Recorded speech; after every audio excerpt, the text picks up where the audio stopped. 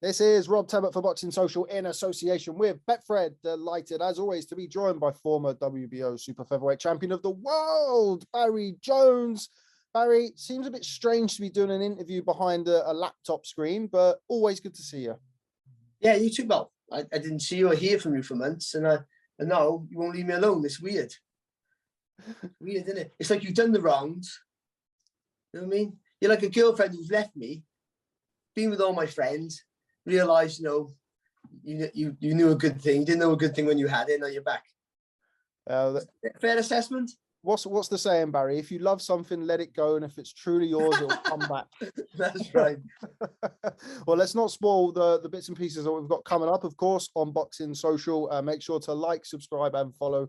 But anyway, Barry, only one place to start. We did the podcast last week, talking about Joshua Usyk. You did an excellent technical breakdown. And I feel like everything that you said in that technical breakdown for Joshua to be wary of, for Joshua not to do, kind of transpired in the ring on the night. I'll be in his corner all the next fight, the way people are talking.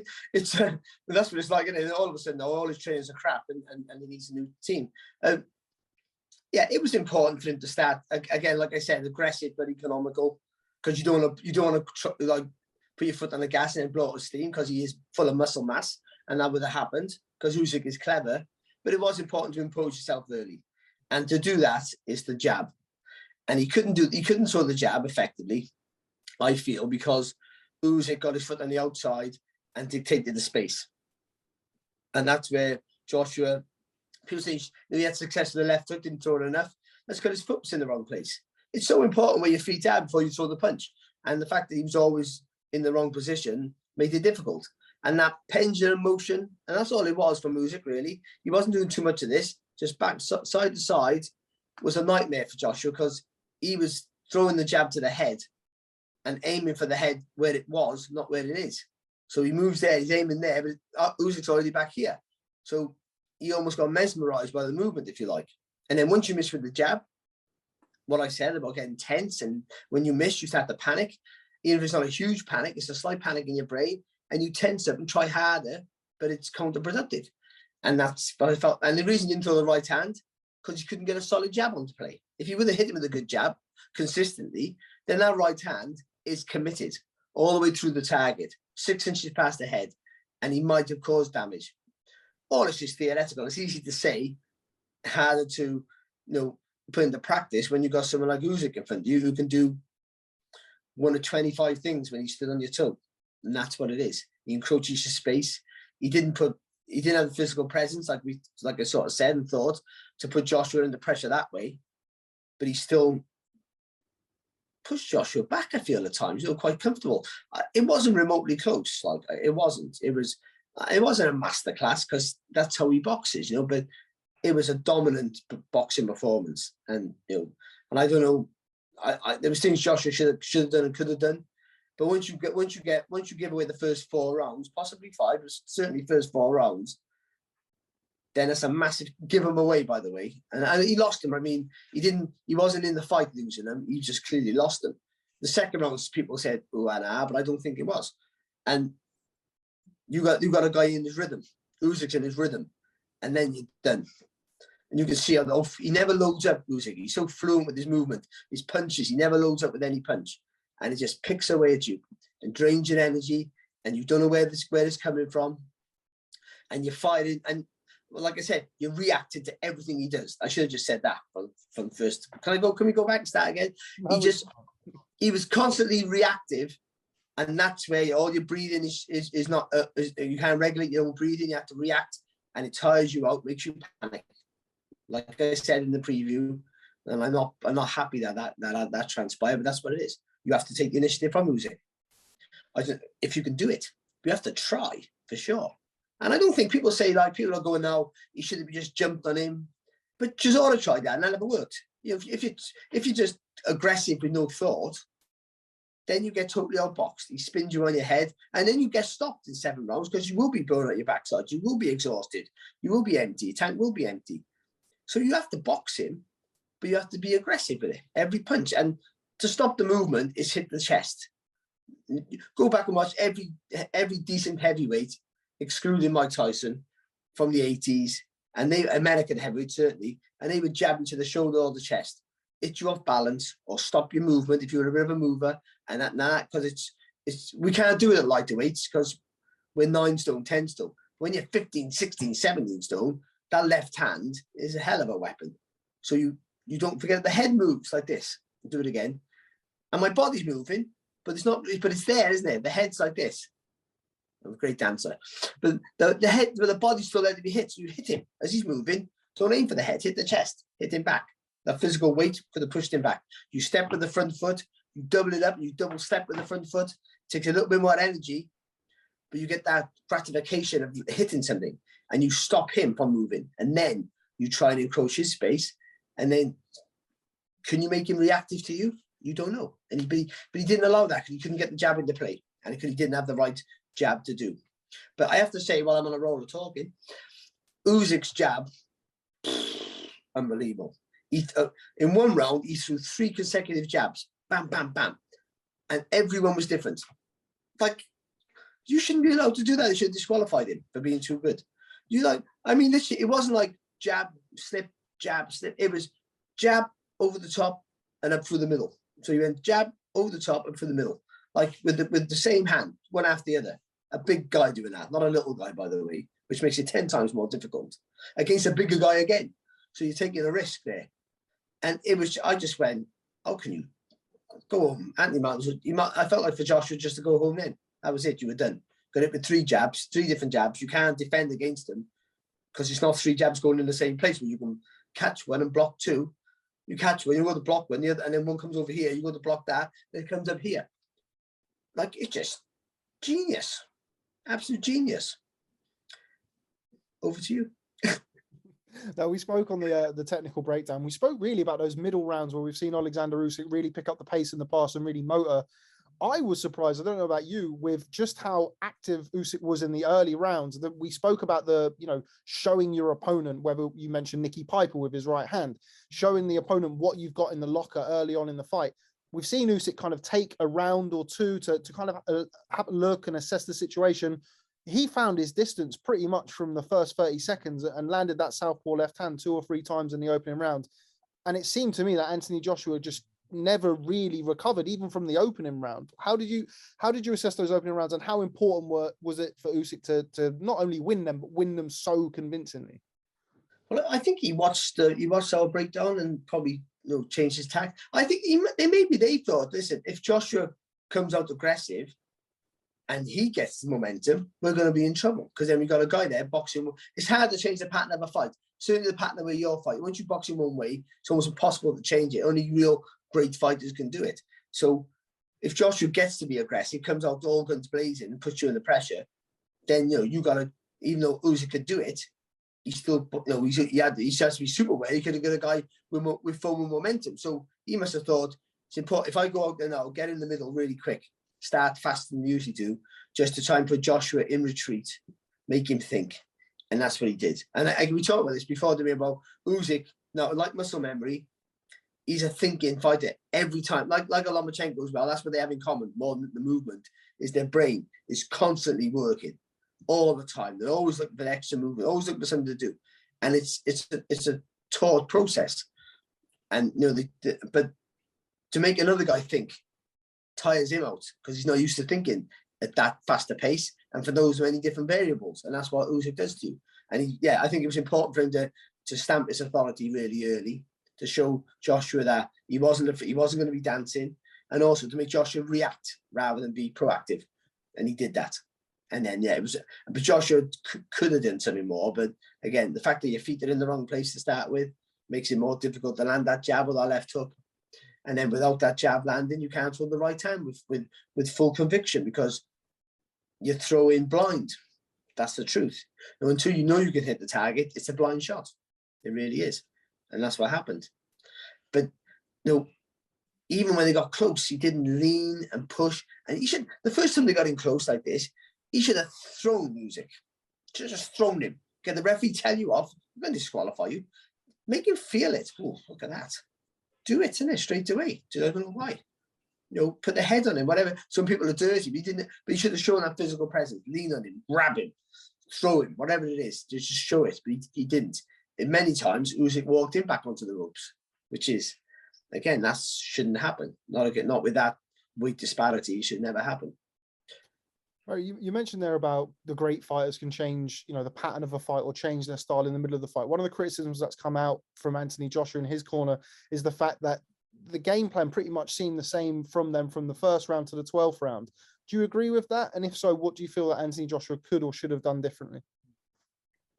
Well, I've said it, haven't I, really? What he should have done. But he needed to do, and I said this before, he needed to start positive in the early rounds to have more success in the later rounds. Once Usyk gets into a rhythm, you're always reacting to his movements. So it's always going to be extremely difficult, if not impossible, as we see in Saturday. So you have to start more positively with every punch, every movement, and try and keep him on the moving back. You always moving forward, whatever you're doing, even if you're losing those rounds, to have success in the later round because you're tiring the guy out because he's reacting rather than being the boss of the space. I think they know their fighter. I think they had a plan to beat Usyk. It never worked. It didn't seem like a positive plan.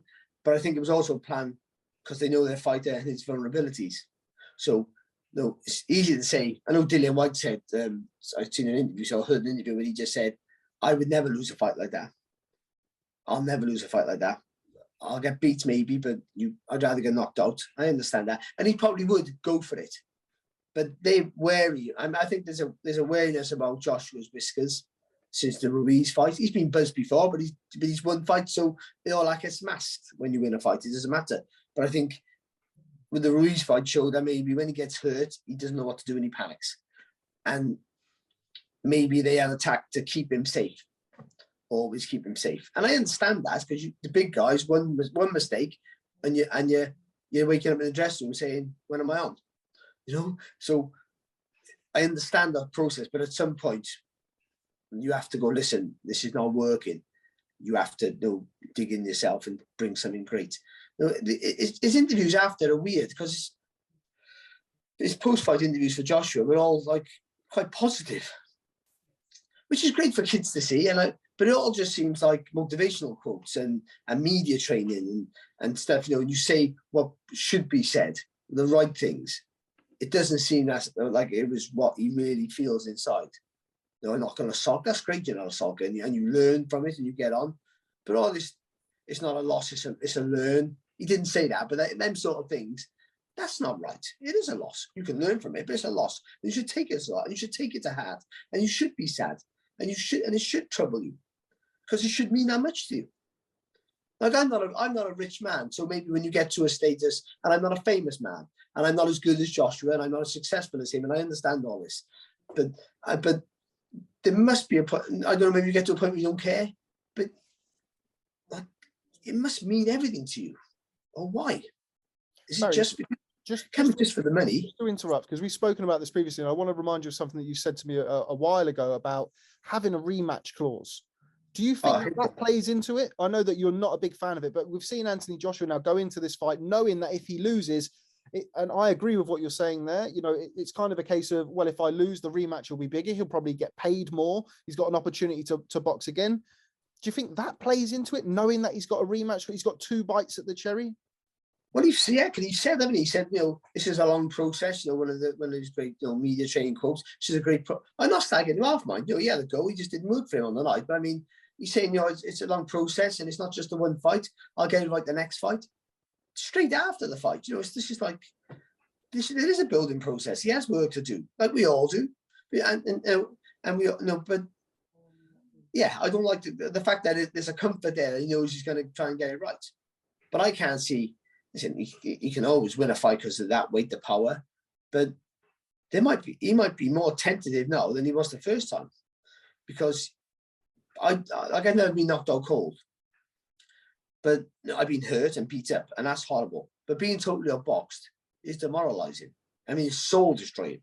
When every time you do something, someone just, whether they're hurting you or not, just totally outbox you. And you can, unless he knows what Usyk was doing. But if you didn't, and only he'll know on that night, sometimes you get caught in a fight, you're frustrated because you know you're better than that. But sometimes you're in against people who just do stuff to you and you don't know why.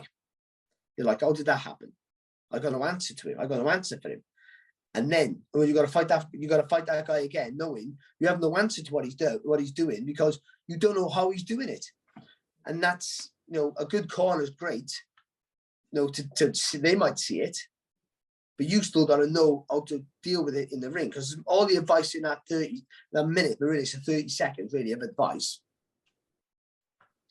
It doesn't. It helps, but you still got to be able to think on your feet for 3 minutes, think and react, and it's an organic thing when you're in the ring, when you're fighting. So yeah, you have to know. And if he knows, then it's great. It'll help him. The rematch will help him. But yeah, I don't like rematches because that wasn't remotely close. It was a conclusive win. I'm not saying you can't fight them again, but there's 4-3, depending on what you take into the IBO. But there might be 4, certainly 3 mandatory challenges now. Have to wait longer now to get the opportunity, and that's not fair for them. Joshua should have to get a warmer fight and then go back. That's how it should be.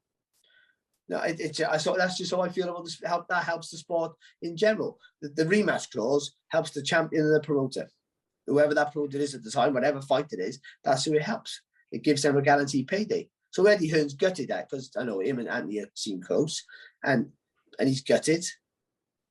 But in many ways, the rematch now, that's another massive, huge payday. That's probably a bigger one again for everyone involved, possibly. So there's a loss, but there's not a loss for the promoter, of course, because he gets to do it again. And I don't think that was his motive. He wants Joshua to win and move on. I understand, of course he does. But the rematch clause covers their back, and you maybe can't blame him. But I don't know all of it of him. Yeah, I'm certainly not. And maybe I don't think he went in that fight with that in his mind. He wants to go out and win. He's a winner. His whole career tells you he's a winner. And that's even when he's lost, he's come back and won. But this is a different loss to Ruiz, because he can make excuses for Ruiz. I got caught, I didn't go in there right, and there's loads of things he can say, knowing he could beat that guy. Does he really, when you go to bed at night, I always say a fight's lost the night before a fight. If you didn't train right, it comes back to haunt you. Your mind is very active. And yeah, that when he goes to bed at night, only he'll know if he could have done something better. Listen, I've said this before, boxers were the best liars in the world. We lie to ourselves about weight, money, to other people about weight and money, to ourselves about things that have gone wrong. And you have to be like that to do the crazy sport, to be fair. You have to tell yourself almost lies. They become truths in the end. It's a weird thing, but to yourself. But ultimately, when you put your head on a pillow and you're all by yourself, only you know if you have it in you to get the result. And I don't think he does. I don't. Listen, he'll try and I'll watch it, with intrigue as well, by the way. But I just don't see any other result now. Or maybe Usyk does a better job this time. That's the truth. But listen, I thought Joshua was going to win, but then my predictions are awful, as we know. But I thought Usyk. But again, this was a fight where there were so many variables. You weren't shocked by any scenario. There wasn't a shock Saturday night. Let's be honest. It wasn't a shock. But it would have been a shock if Joshua would have knocked him out in round 7, or if Usyk would have stopped him in round 11, or Joshua knocked him out in round 2. There wouldn't have been a shock to that. That was what made it a fascinating contest to preview. We've spoken in the past about the lovely word marinating fights. We've seen Joshua Wilder go by the wayside. Do you think we ever see Joshua Fury now? On Triller in about 6-7 years' time, maybe. Yeah. I don't. If anything, I seen an interview with Frank Warren the other day, and I know it's a bit of a gloating process, and I understand that, because it would have been the other way. If Fury gets beat, Hearn does the same thing. But and he sort of said, no, I was sure my boy was going to win. Fury would have beat him, but no, after seeing that, I'm 100% so confident.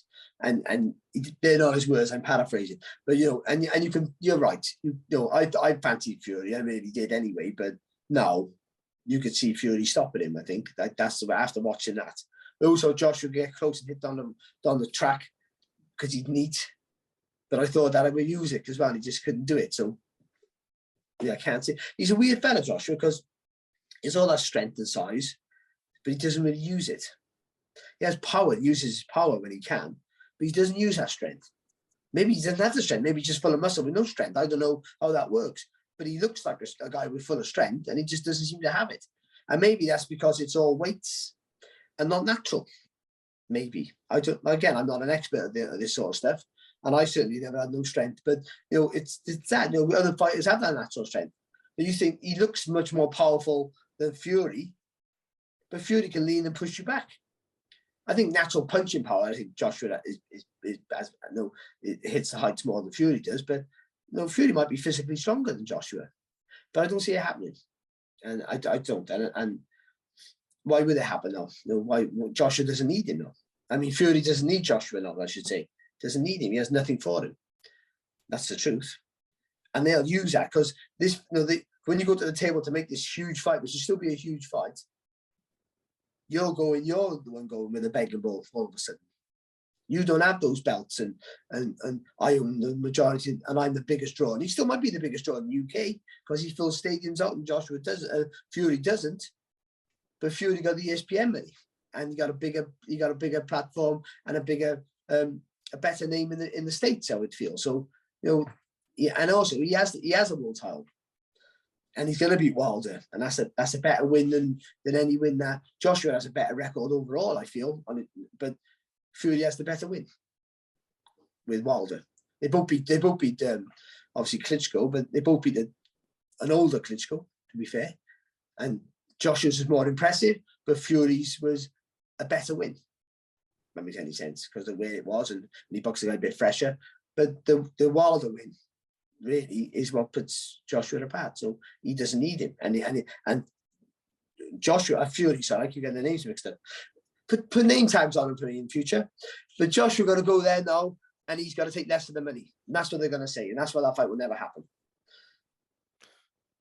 We're not going to talk about Fury Wilder 3 because we're going to catch up about that later on this week. So make sure you stay tuned for that.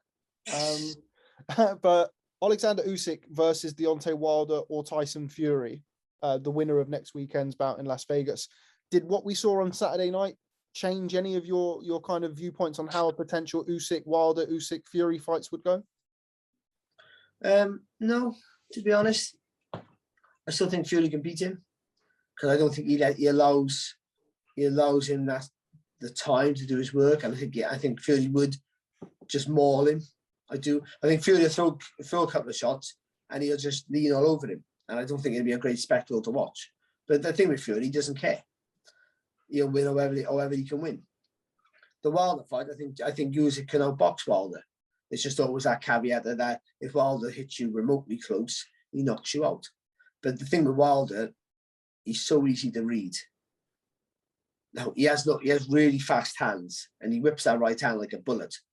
But it comes from so far away that someone like Usyk will see that probably before Wilder thinks about throwing it. And I think he'll make you miss all day. I do. I think he stops Wilder. I think he stops Wilder without punching him. I think Wilder gets so tired that he keeps missing so much that he just falls on the floor and says, "I quit." It's that sort of scenario. I just think that he just constantly keeps making him miss and making him pay and chips away at him and hits him when he don't see him. So yeah, but again, like we thought this fight, but the physical size, I'm thinking use that physical size, they'll cause Usyk plenty of trouble. But I think Fury, keep calling him Joshua. I think Fury knows how to use his size and better. And also another fighter who can think on his feet because he's boxed since he was a kid, and that helps. Don't make you a better fighter, but it means you've learned to adapt more because you've boxed for such a long age, for such a long time that you've learned the skills that they're more natural to you, rather than be built like a machine. So you can be more effective with how you throw your punches correctly, but learning the correct techniques at a later age. But I mean, boxing from a young kid, you just have that natural knack, knowing where you are in the ring, because you've learned it when people can't hurt you as a child. So you've learned to be comfortable under pressure, because when you're 10, punches don't hurt. Now that's the hardest thing for a boxer, not getting hit. It's having punches thrown at you, because your natural reaction is to do this. And the panic. I say panic all the time. Panic and pivots are my favorite words. But it's true though. It's a panic, and it's not like but it's I don't know what I'm doing. And you see with Joshua in the Ruiz fight, he got hurt, and he had to go. But you can see the real panic on his. You know what to do. Where Fury gets hurt and gives you loads of opportunities over his career, but there's never a panic in him because he knows to take a knee He can dance around. I need to take a space. Don't worry about what people are thinking about me. All these things, he knows what to do. And that's from his box so young, but he learned to do those things when people can't hurt you. And then you get comfortable in those situations. So, yeah, I think he knows how to adapt, Fury. Okay, well, final question, because we are going to catch up later on this week. I know you're not a massive fan of pound-for-pound discussions at all, but the question has been raised about Alexander Usyk. Where does that leave him as far as kind of your leading fighters in the sport? A lot of people are talking about him potentially usurping Canelo as the number one pound-for-pound fighter in the sport. What do you think to it? He don't beat this. He don't beat Canelo. He's not. I can't. Because Joshua in the top 10? Probably not. So you can't be someone on the top 10 and be number one. So, but I think he deserves to be in the top 10. But I don't know where he is because I haven't got a top 10. So sure. I mean, I haven't got a top list, but he doesn't beat. I think Canelo's the best fighter on the planet, and he still is. And but Usyk is up there. He's up there. You got to be in. If you have a top 10, he has to be in that top 10 for me, for sure. But I think I don't think he leapfrogs a lot of others because the win was fantastic and what he did was great, and moving up a division, all those things need to be taken into account. But he's still never beat anyone in the top 10. So I don't where Canelo has, I think, or certainly, no. Well, Canelo shouldn't be in the top 10. What the fuck is just ridiculous. It depends on who's in your top 10. I mean, Golovkin. I was going to say some people would still consider, and certainly Golovkin when they fought was. But I mean, they thought, but he's been there. He's still he's boxing an exit for longer. So, but if you thought Canelo beat Gennady Golovkin, I thought he won the second fight, but I thought he lost the first fight. Well, I thought he lost them both. Yeah, so but I didn't argue about the second one. I thought, but still, he still won. Yeah. He still won. So it is what it is, isn't it? But but they're all. Who gives a shit about pound for pound? I hate pound for pound list, but I thought I'd ask you anyway because I thought. But it's good because everyone got their own list, haven't they? And you can't, unless they have some ridiculous names in there, like Carissa Shields is number one, which is her list, I think. But but then you sort of go, well, you're very good. You should be. You're a fantastic fighter, but you're not better than Lomachenko, Canelo, Teofimo Lopez, and the list can go on. Anyway, Josh Taylor. There's all fighters there who are boxing higher quality of opposition consistently. And then you get Usyk. He's been. He should be in the top 10 anyway. Because the people, if he wasn't in the top 10, I don't know. He must have been in the top 10, high up in the top 10. So maybe he goes up another rung in the ladder. But who does he knock down? I don't. I don't give a shit, mate, to be honest. It's crap. They're rubbish, aren't they? They're rubbish. All I know is, right, he's some fighter. He is. What he did as a cruiserweight, and he does everything on the road. That's it. I don't care who you are, and how good you are, and how relaxed and how comfortable you are in your own skin or your own ability. 60,000 odd people who don't want you to win. That got to be nerve-wracking for anybody. When you're not used to it either, by the way. Joshua, he's used to that. He's never boxed in a small hall, really, is he? Really? So everything, in most of his career has been stadiums, which is actually a phenomenon in itself. Every fight he has is a stadium filler. That takes some going for anyone in any sport. But for Usyk just to walk into the UK, into London, and pretty much into the manner of Joshua, and just go, I'm going to stand you on your head now for 12 rounds and teach you a lesson, and then go home with all your stuff. And that's what he did. I'm going to come to your house and take all your stuff and walk home. You all right with that? That's exactly what he did. He robbed him. Walked into his house and just robbed him and went home. And so, the cheek of the man, if anything, the cheek of him. Who does he think he is?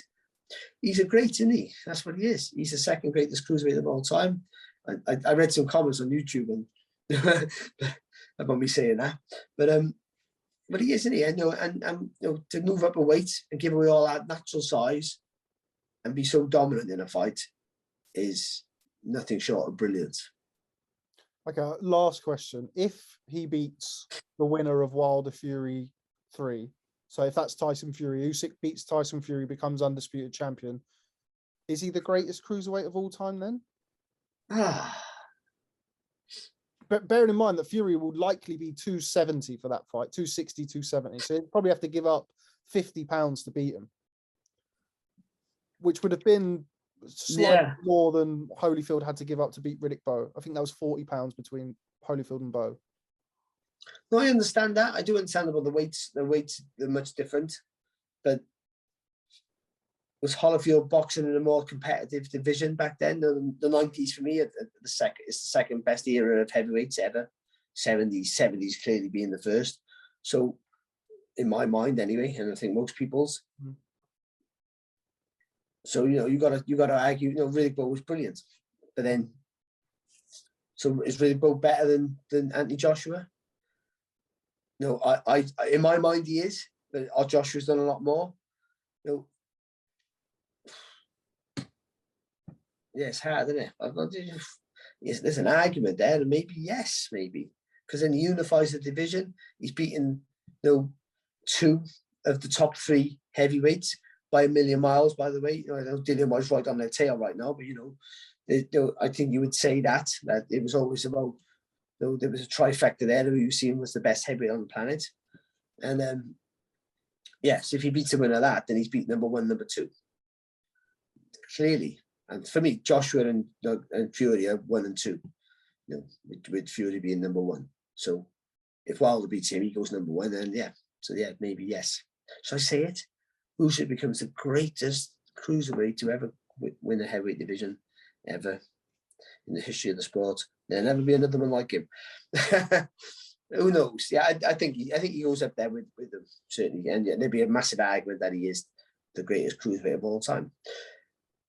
Well, no, he wouldn't be the greatest cruiserweight, would he? Because Holyfield will still be the best cruiserweight, but the cruiserweight would moved up to heavyweight, because you don't judge him on a heavyweight division. You don't judge Holyfield's cruiserweight career and what he does as a heavyweight. Career, yeah. That's the difference, yeah. Otherwise, because like Hay was a good cruiserweight with a very short career, and Hay was a good heavyweight, but didn't really beat anyone of any note.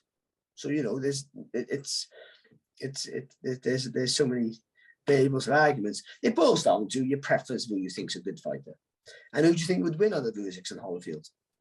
And I'm asking you. Maybe turn the tables on you. I'm asking the questions, Barry. Right, Barry, always a pleasure catching up. I will see you Thursday. Look out for the new Boxing Social podcast featuring Barry Jones, Return of the Prodigal Son. Thanks very much for speaking to Boxing Social. As always, real pleasure, and I'll catch up with you soon. Cheers, mate.